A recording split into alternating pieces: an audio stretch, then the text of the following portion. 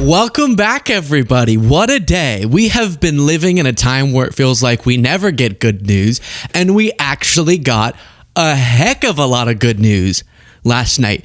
And of course, Trump very quickly brought the news cycle back to about him by saying something in response to the sweeping Democratic victories in the elections last night that is so dangerous, so catastrophic, that we will start with it as we examine the results.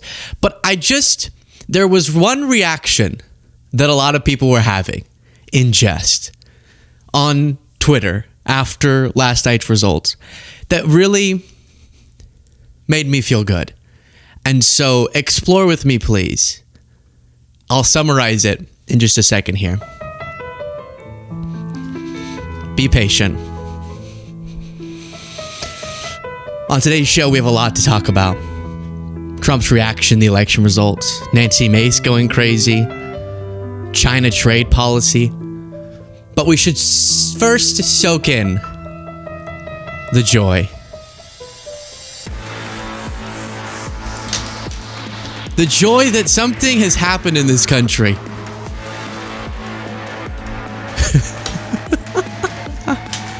And that something is one phrase that goes like this. Ladies and gentlemen, woke is back. Let me be more specific. Drag queens are back. DEI is back. Black mermaids, back. Unhoused instead of homeless is back. Latinx, back. Pregnant people, gender ambiguous, non-gender reveal parties, theybies, gender G and jur, sitting on a park bench talking about systemic racism while smoking weed while existentializing about climate change while drinking out of a paper straw, back. Woo! Give me some applause, Cole, on that one. So, of course, Democrats in need of a little bit of hope have taken the most, and I love it, I'm doing it too, hyperbolic takeaway, which is that woke is back. I saw things like this. Put the pronouns back in the email. Woke is back. So, it's obviously a little bit silly. It was just a few elections, but they were big elections. New Jersey governor, Democratic. Virginia governor, down ballot, Democratic. Prop 50, a direct rebuke against Trump. Democrats won on that. New York, Trump's arch nemesis now, Zohran Mamdani, Democratic won. It's a big day, it is. Now, Trump's reaction was unhinged. And we'll get into some of the numbers, how despite Trump trying to argue this is no big thing, these were kind of blue areas anyways, it's about the shift in counties like I'll show you in Virginia. Every county or near every county, even red ones, shifted in the blue direction. So there was a noticeable, profound swing against Trump and Republicans in these races, even if, yes, these are more blue states. Comparing their results to the presidential election and then the margins is actually really significant. So Trump's initial reaction was this, and then I'll show you the real dangerous part. Exactly 1 year ago, we had that big, beautiful victory. Exactly 1 year. Last night, it was not expected to be a victory. It was very Democrat areas, but I don't think it was good for Republicans. I don't think it was good. I'm not sure it was good for anybody. But we had an interesting evening, and we learned a lot. And we're going to talk about that, and I'll say a few remarks, and then after that, I'll ask the press to leave. I can't get over it. I saw Kyle Kulinski just smoking a cigar. Woke is back, bitches. It's funny because we have so much pent up angst that like a few Democratic victories were just popping the champagne, and I love it. Let's just soak it in. Why not? But honestly, the more relevant part, like I said, those margins and the swing and all of the silly issues I listed is not what this is about. It was about economic concerns. That's the thread through very different political ideologies in these races that drove people to not just victory, but larger victories than expected in a lot of cases. People are seeing that despite Trump's economic promises, And despite his fear-mongering on those culture wars, he's been failing them on affordability as the number one issue. And that's what has tied together different Democrats across the country of very different ideologies across the left spectrum, but then winning together and putting up a unified front. Okay, so this is the part. Trump then, in response to these races, is saying that the filibuster needs to be taken away, which I want in the Senate for Democrats to govern that way. But then listen to what he lets slip as to why he wants it to go away. While you watch, please do, if you appreciate the show, click the subscribe button. Today's the day to do it. Look at me. Podcast listeners, you miss the visual element of this, but I have a silly get up on. It gives the president, it takes away the right of the president to pick people to serve on the court and to serve as U.S. attorneys, which is very important. But the biggest thing is the filibuster. We have to get the country going. We will pass legislation at levels you've never seen before, and it'll be impossible to beat us. By the way, if they do, they're going to do it anyway, and they are going to immediately do the filibuster. And when they do the filibuster, they're going to pack the court. They want at least five justices. Now I hear it's up to 5. I actually heard up to 7 and up to 9, okay?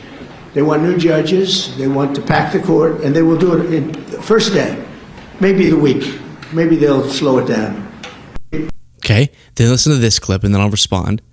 This is dangerous stuff. Listen. There's nobody else is going to object. They're going to do it the first day. They're going to pack the court. They're going to make D.C. a state, and they're going to make Puerto Rico a state.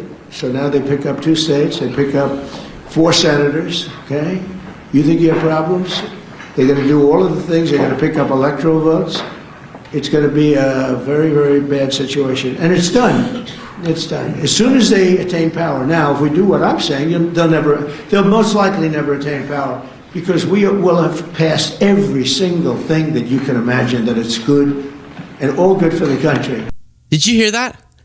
The president of the United States is saying, if you get rid of the filibuster, which raises for most legislation the threshold to pass something out of the Senate to 60 votes instead of a simple majority, if Republicans can govern without Democratic say, then they will never, and then he corrects himself, most likely never attain power again.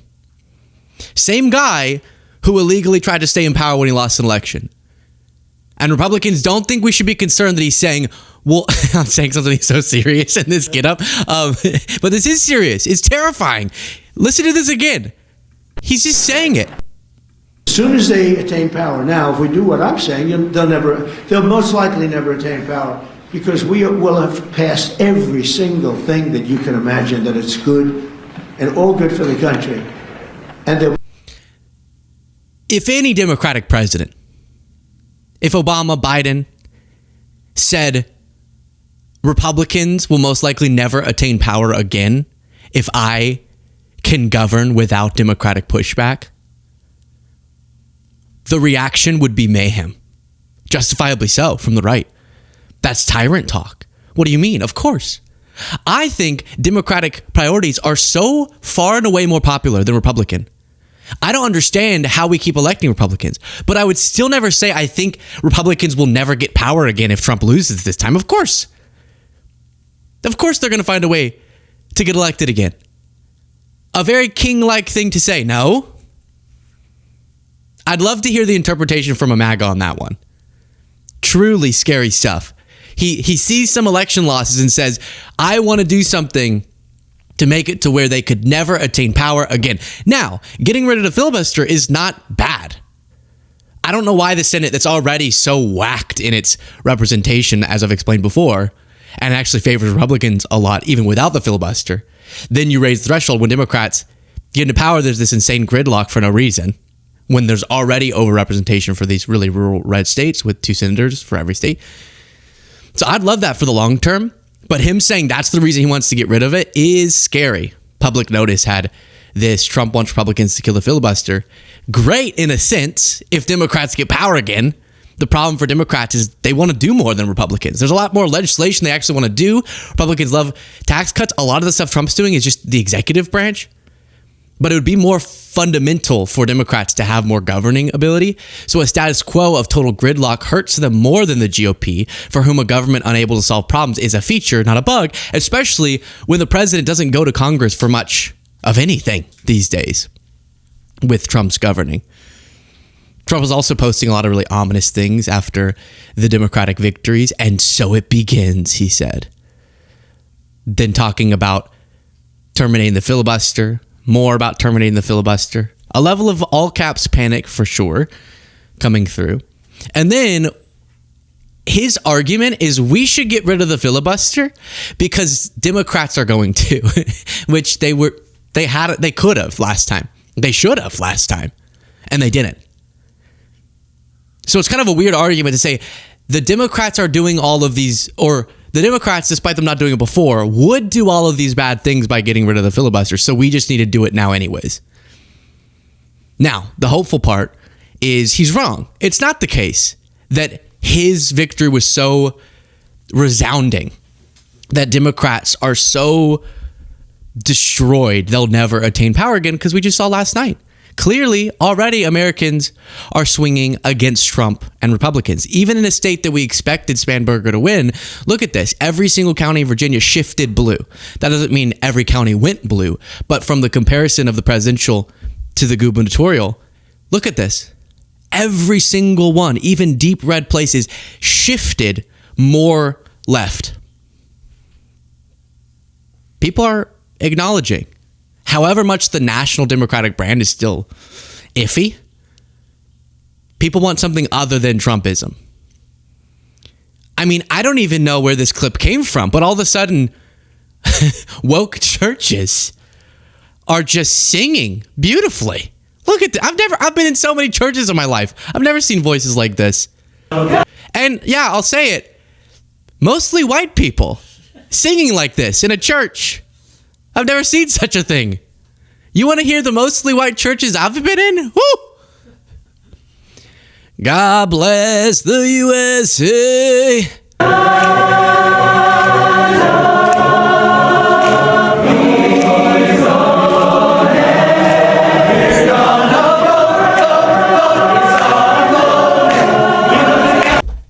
MAGA, try to tell me woke's not back as you listen to this. We all of a sudden can sing?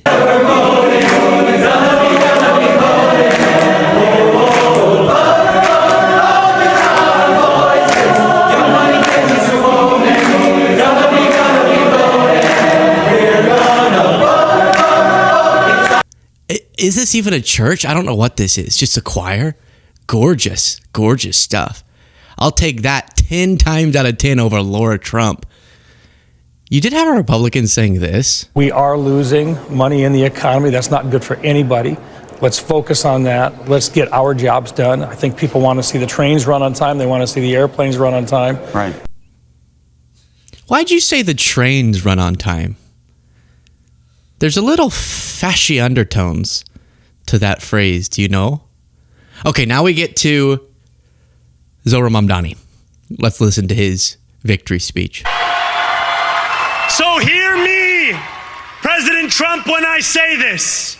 To get to any of us, you will have to get through all of us.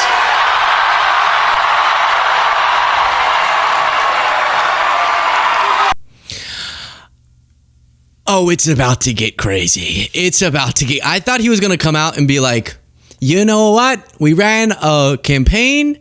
It was intense, but now I will push back against Trump while also, this is always victory speeches are always so uniting is a word, but more so naive. They'll be like, I'd love to work with the president. And instead he's going, you want to come after one of us? You're coming through all of us, which I think is going to trigger Trump a lot. So Donald Trump, since I know you're watching, I have 4 words for you. Turn the volume up.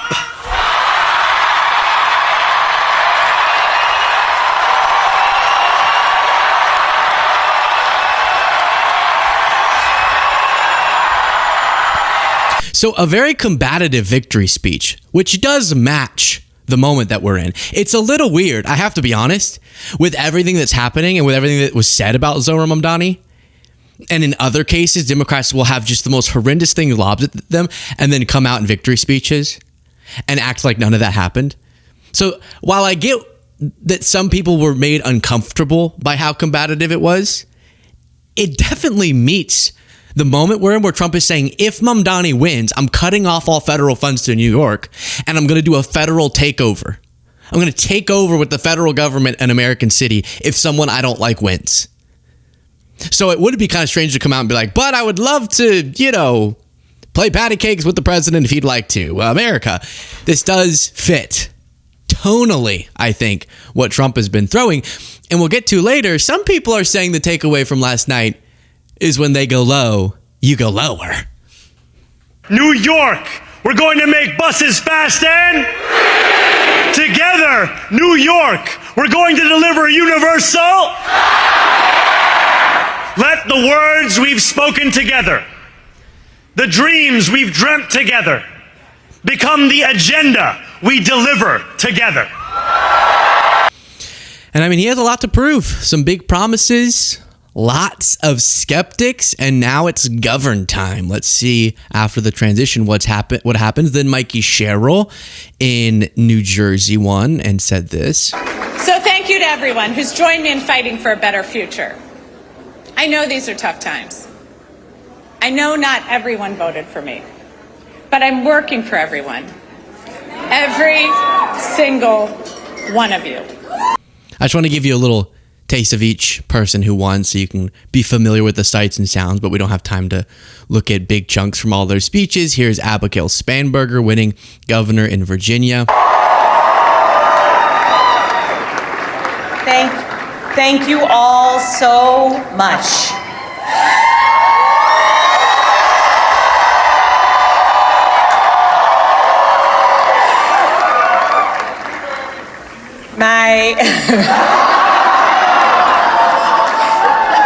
My fellow Virginians,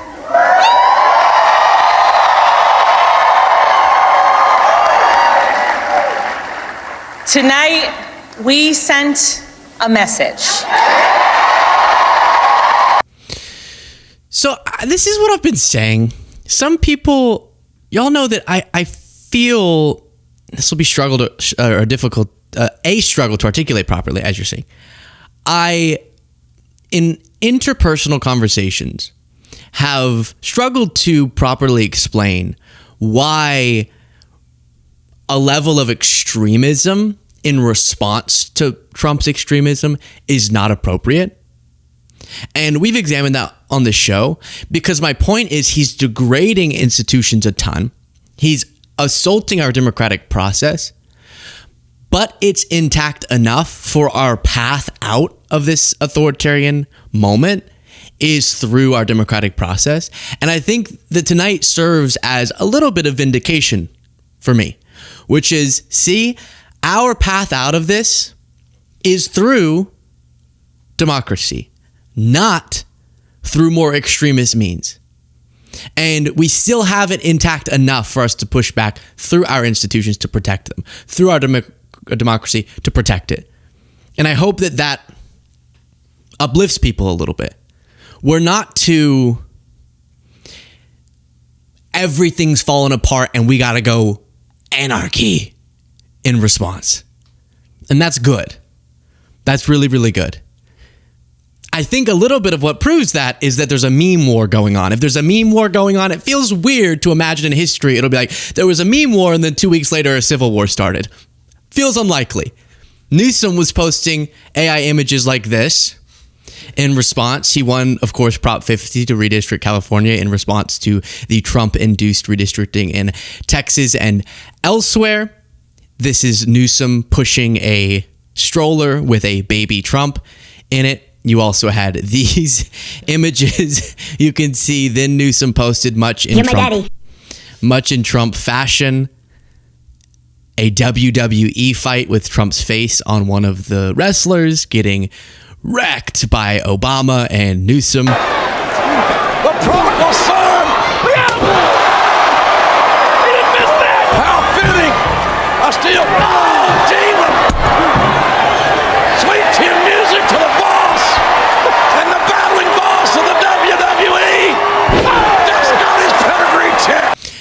Now, if you're thinking that seems pretty childish, okay. Once Trump stops posting the pooing on Americans videos, I'm sure Newsom will not post any more WWE videos. Deal? And Sonny Austin summed up a little bit of what some people are feeling right now, which is this. Yeah, we're coming to that. Yeah, that for me was a huge takeaway, because that is the roadmap for how Democrats become the opposition party. You meet energy with energy. When they go low, you go lower. I am sorry, but that is where we are now. We need that. Maybe so. Maybe so.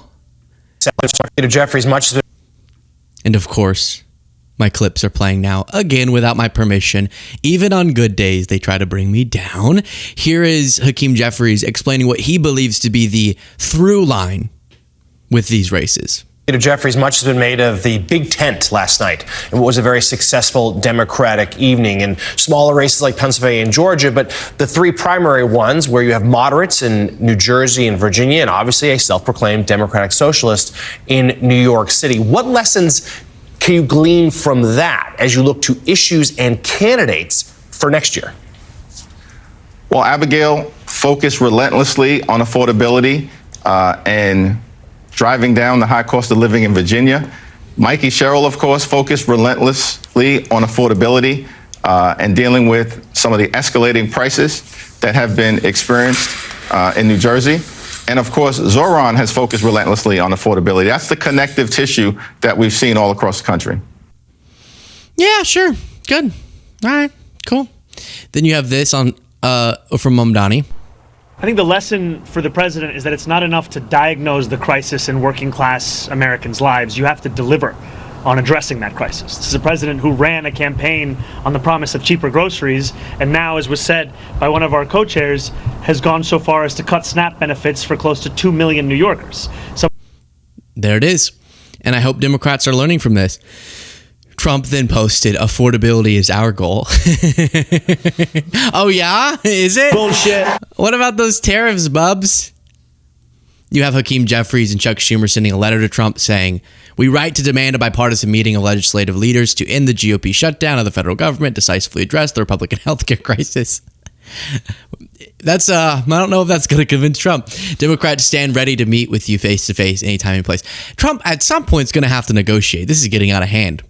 Absolutely out of hand. Now, you'll never guess what some of these right-wing accounts tried to do. Zoran did a Nazi salute.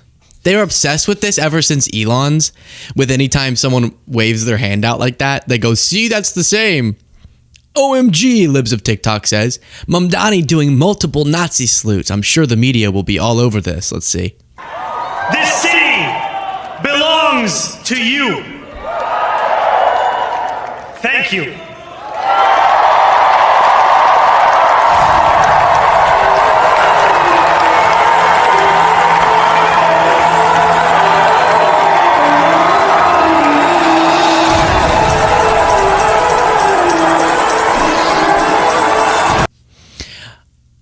Really? Are we doing this? Are we doing this still?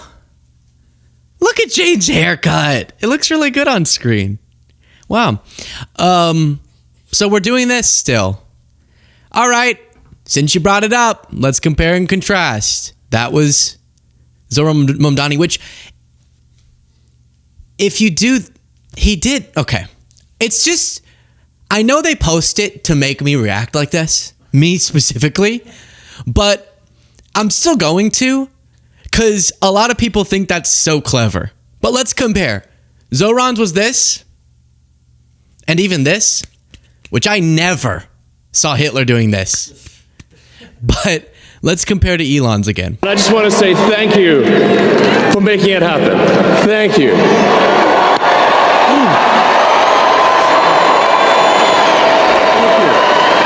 My heart goes out to you. All right, you think those look identical? Cool. And then Bannon is not having it with the Republican response of this is not a big deal. He thinks it's a big deal. Wait, hold up, everybody. Which, by the way, I have a nickname for him, and Jaden said I should say it. Cole said I shouldn't. and I don't know where I come down, so I can't be the tie-breaking vote because I can't tell. But it's a movie reference that describes Bannon's look. Jabba the Bannon. And then in the Commonwealth of Virginia, Glenn Youngkin, bro, what are you spending time in Iowa? You just ended your not in a large way, in a sort of mean way, because he's like a meanie pants. And more that Jabba is a meanie pants. Nothing to do with size. Seriously, nothing to do with that. Just that he's a villain. Bullshit. Political career last night. As a native Virginian, you destroyed the Republican Party for a generation. There are seats in the House of Delegates that are unfathomable that could have been that were lost last night to a supermajority in the House. And hey, guess what? This kind of implications because they're rolling. Virginia's going to go 10-1 in House. They're going to be like New England, or they're going to be like Illinois, or they're going to be like California, the Commonwealth of Virginia. It is a disgrace that you push that lieutenant governor, that you weaponized against Trump in 21 and 22 when you wanted DeSantis. You weaponized her. And then you rigged it. There wasn't even a primary. She's going to be the candidate. And she was a unmitigated Trump-hating disaster. So he's trying to frame it as you didn't run pro-Trump candidates enough. But he's correct that Winsome Earl Sears was an unmitigated disaster. We watched that yesterday. So a lot going on, exciting day, and a lot more ahead of us. We'll talk more later in the show about all of this and the why behind the results. But I want to take a break and talk about something different.